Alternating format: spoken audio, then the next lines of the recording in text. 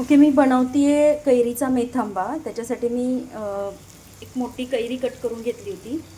त्याच्यानंतर आपल्याला लागेल मेथीचे दाणे, कलौंजी, बडीशोप, हिंग, लाल तिखट, जिरे, जिरेपूड, काळं मीठ आणि पांढरं मीठ.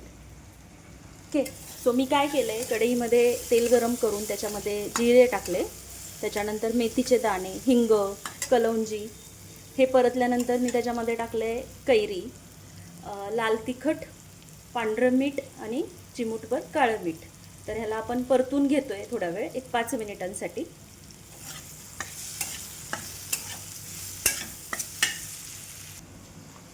याच्यातच मी टाकते जिरेपूड आणि थोडंसं परतल्यानंतर मी टाकते गूळ.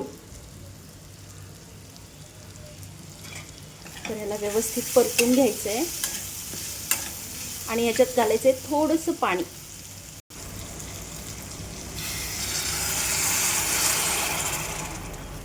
आणि याला मस्त शिजवून द्यायचं आहे 5 मिनिटं. आणि हे असं 7 ते 10 मिनिटं ठेवल्यानंतर असं थिक झालं आहे. हे तोपर्यंत ठेवायचं आहे गॅसवरती जोपर्यंत हे असं कैरी शिजती आहे. ओके, हे आता बऱ्यापैकी थिक झालं आहे and now it's ready for it. मस्तपैकी तुम्ही याचा आस्वाद घेऊ शकता. थँक्यू.